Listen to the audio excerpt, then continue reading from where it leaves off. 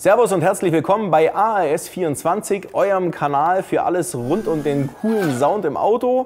Wir machen heute eine Ergänzung zu unseren Boxmore-Videos, die wir bereits für unsere BMW-Serien hier gemacht haben. Also hier haben wir unseren BMW, wo wir auch schon ein Video drüber gemacht haben, die ganze Anlage hier einzubauen. Also neue Lautsprecher für vorne, eine DSP-Endstufe hier hinten im Kofferraum. Und wir ergänzen das Ganze jetzt mit dem AMAS 96K Bluetooth Audio Streaming Modul, für das, dass du den geilsten Sound in deiner Autoanlage wiedergeben kannst von deinem Handy mit höchster Auflösung, so dass es echt brutal geil klingt.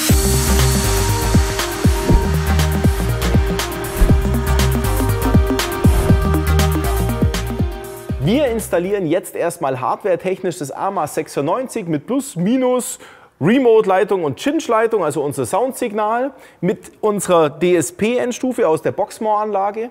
Und wenn ihr eine neue Boxmore-Anlage kauft, könnt ihr euch natürlich das AMAS 96K gleich mit dazu nehmen, falls ihr Bedarf dran habt.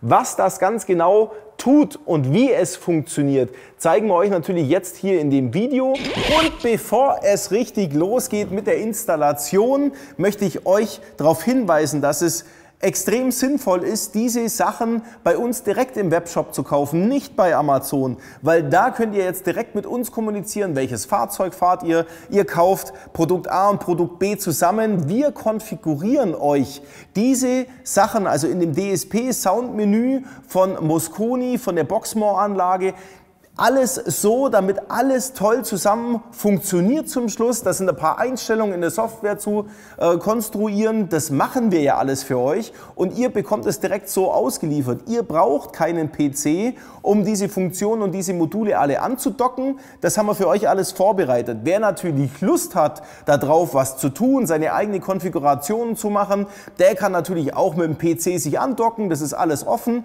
Aber wie gesagt, für den Laien, der sagt, hey, das Ding muss Plug and Play funktionieren, haben wir alles fertig für euch in unserem Auslieferzustand, wie ihr das bei uns im Webshop bekommt. Wenn ihr euch für das AMAS 96K entscheidet, braucht ihr natürlich auch noch eine kurze Cinch-Leitung, die findet ihr bei uns im Webshop, und auch eine Stromversorgung, also dünne Kabel, 1,5 Quadrat, langt völlig, ein Plus und ein Minus und ein blaues Remote-Kabel. Und einen Sicherungshalter, den wir in die Leitung natürlich auch noch mit einbauen. Zusätzlich zum Cinch-Kabel und zum Stromkabel empfehle ich euch einen RC-Hub und ein RTC mit dazu zu bestellen. Das ist ein Lautstärkeregler für unser Audio-Streaming-Signal. Was es genau damit auf sich hat, da kommen wir gleich nochmal drauf zu sprechen, aber das empfehle ich euch gleich mitzubestellen, damit es wirklich richtig gut wird. Wer jetzt also noch nicht so richtig weiß, was wir eigentlich gerade hier Cooles einbauen, nochmal zum Verständnis. Unser AMAS 96K ist ein Interface mit Bluetooth-Empfänger und Verbinder, so dass ich mein Handy erstmal mit dem Bluetooth AMAS 96K verbinden kann und meine Musik vom Handy auf das AMAS streamen kann und den Ton jetzt über unsere DSP-Endstufe einschleifen kann und auf meine Bordlautsprecher wiedergeben kann. Das heißt, wir setzen in dem Moment den Sound vom Autoradio außer Kraft. Da kann ich lang, laut und leise vorne dran machen. Das Audio-Streaming-Modul läuft völlig autonom und hat mit der Klangwiedergabe vom Autoradio erstmal gar nichts zu tun. Wir haben die Software so eingestellt, dass auf Kanal 1 und 2 Eingang, also Cinch-Eingänge 1 und 2, ist jetzt der Eingang für das AMAS-Modul. Und Kanal 3 und 4, die Cinch-Buchsen 3 und 4, ist der Cinch-Eingang von meiner ursprünglichen Soundanlage vom Fahrzeug, also was das Radiosignal betrifft. Und jetzt können wir beide Signale rein theoretisch parallel laufen lassen. Das heißt, ich drehe mein Radio auf, also CD oder Radio eben, und ich drehe parallel dazu mein Handy laut, ja, damit man das weiß, mit meiner abgefuckten Hülle hier. Auf jeden Fall kennt ihr das wahrscheinlich, hier einfach laut machen. So. Damit hätten wir jetzt rein theoretisch zwei Signalquellen auf einer Leitung. Ich würde beides hören. Ja, das ist möglich in der Variante, die wir euch so anbieten. Aber jetzt müssen wir nur eins beachten. Also ich muss ja nur das ausschalten, was ich nicht hören mag. Also wenn ich nur Radio hören mag, mache ich mein Radio auf Pause, mein Handy auf Pause. Und wenn ich mein Handy hören mag, also Audio-Streaming machen mag, dann mache ich mein Autoradio, die Musik auf 0. Damit höre ich dann auch das eine oder dann das andere. Also soweit denke ich, ist das verständlich.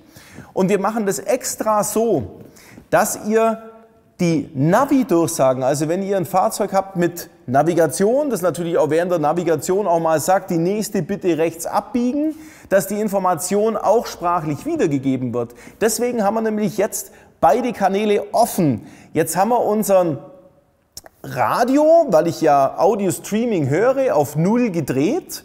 Aber wenn eine Navi-Durchsage kommt, die kommt dann genauso laut, obwohl ich eigentlich das Radio auf 0 habe. Also höre ich die Ansage. Und coolerweise haben wir in der Software für euch nochmal so einprogrammiert, dass wenn eine Durchsage kommt, nochmal ein kleiner Trigger in der Endstufe stattfindet, der das Signal vom AMAS, also mein Audio-Streaming-Signal, meine Musik vom Handy, dann um die Hälfte reduziert, wenn eine Sprachdurchsage kommt. Dass man das also auf jeden Fall immer gut verständlich hat, auch wenn man mal lauter Musik hört. Das ist halt einfach so, funktioniert das dann in Zukunft in der Praxis, so dass man damit sagen kann, ja, Audio-Streaming kann ich so akzeptieren. Und jetzt kommt natürlich noch unser RTC mit ins Spiel, weil ich in Zukunft vielleicht nur noch mein Handy einmal auf Start mache, wenn ich losfahre und lasse eine Playlist laufen oder irgendwelche Browse-Funktionen von Spotify oder whatever. Und jetzt ich mein Handy in Zukunft natürlich für die Lautstärkeregelung nicht mehr in die Hand nehmen mag, sondern das stelle ich einfach auf Maximum und habe jetzt damit meinen Regler, mit dem ich jetzt mein Handy, also beziehungsweise aber auch die Gesamtlautstärke laut und leise machen kann, also auf Hörlautstärke, lauter, leiser, egal, irgendwie regeln kann. Und dafür haben wir das RTC mit hier integriert, damit man das Handy nicht mehr während der Fahrt in die Hand nehmen muss, nur um Musik zu hören und um die Lautstärke zu regeln. Deswegen RTC. Auch wenn wir euch die Sachen so ausliefern, dass ihr keinen PC mehr braucht, um alles einzustellen, sondern wir für euch schon alles machen, heißt es nicht, dass ihr das nicht selber auch machen könnt und dürft. Jeder, je nachdem, wie er sich dran traut, darf natürlich da versuchen, die Sachen noch besser, noch individueller einzustellen. Und da gibt es dann auch die Möglichkeit, anstatt nur dem einen RTC, der nur eine Funktion ausführt, und zwar jetzt in dem Fall die Master Volume an und aus und dann eben regeln, könnt ihr auch noch das RC Mini oder das RCD mit integrieren. Da habt ihr dann die Möglichkeit, verschiedene Presets abzurufen oder die Lautstärke von Subwoofer, von Audio Streaming oder die Master Lautstärke abzuändern. Und das alles mit einem einzigen Teil. Das ist dann für die Fortgeschrittenen unter euch. Ansonsten gibt es dann auch noch das RC kann. Das ist speziell für VW-Fahrzeuge, für alle, die ein weißes MFA haben, also weiß beleuchtet und einen AUX-In. Da gibt es dann die Möglichkeit, die Lautstärkeregelung des gesamten, also samt Audio-Streaming über den Lautstärke-Drehknopf des Autoradios zu machen. Aber wer da genaue Informationen braucht, der ruft uns halt an oder schickt uns über unser Kontaktformular eine Anfrage.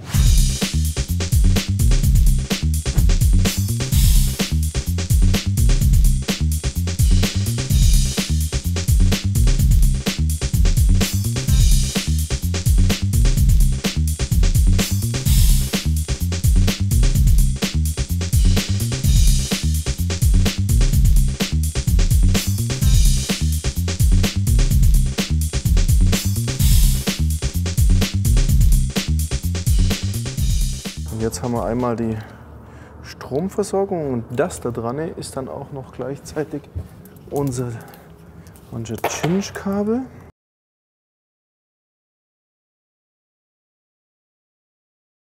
An unsere AMAS-Anschlüsse haben wir jetzt Minus, Plus und unser Remote In angeschlossen, sodass der AMAS dann anschaltet, wenn die Endstufe anschaltet. Das ist auch der Remote Out an unsere Endstufe, den schließen wir jetzt direkt an. Aber soweit habe ich das AMAS-Modul quasi jetzt vorbereitet für die Stromversorgung an der Endstufe und die Signale an die Endstufe. Das AMAS-Modul kam ja erst danach raus, nachdem schon einige Boxmo-Anlagen ausgeliefert worden sind. Und früher hat man das Signal immer auf Kanal 1 und 2 auf Input A eingeschleift. Jetzt mit dem neuen AMAS-Modul ist es so, dass wir auf Kanal 1 und 2 das AMAS-Modul anschließen und auf Kanal 3 und 4 das Soundsignal vom Autoradio drauf machen. Also im Notfall muss man es jetzt hier einfach switchen. Die neuesten Varianten, die wir ausliefern, ist es, wenn man kein AMAS-Modul anschließt, egal ob man auf Kanal 1 und 2 drauf geht, aber wenn man das AMAS-Modul anschließt, hat das AMAS-Modul auf Kanal 1 und 2 eingesteckt zu werden. Und das Remote-Kabel, das wird hier jetzt an der Seite mit angesteckt. Wer bereits eine Boxmor HiFi-Anlage im Auto integriert hat, der hat ja bisher vermutlich seine Eingänge auf Kanal A, also Kanal 1 und 2, angeschlossen. Und jetzt mit dem Integrieren des AMAS-Moduls sind wir darauf gezwungen, auf Kanal 1 und 2 unser AMAS-Modul anzuschließen. Also hier bitte jetzt umstecken. Das ursprüngliche Musiksignal, wo hier drauf gesteckt ist, jetzt einfach auf Kanal B einstecken und das AMAS-Modul hier einstecken. Und das zieht mit sich, dass wir natürlich auch unsere High-Low-Regler hier für Kanal A und Kanal B entsprechend justieren müssen. Jetzt ist nämlich Kanal B, also unser Autoradiosignal, ist ein High-Level-Signal, müssen wir also hier gedrückt haben. Und unser AMAS-Modul ist ein Low-Level-Signal. Das müssen wir jetzt so lassen, wie es ist, also diesen Schalter nicht drücken. Die Ergänzung mit dem Lautstärkeregler über den RC-Hub mit RTC wird einfach hier am Telefonstecker angesteckt und mit dem langen Kabel kann ich das gute Stück jetzt natürlich bis zum Armaturenbrett vorne hin verlegen, wo ich das gut bedienen kann.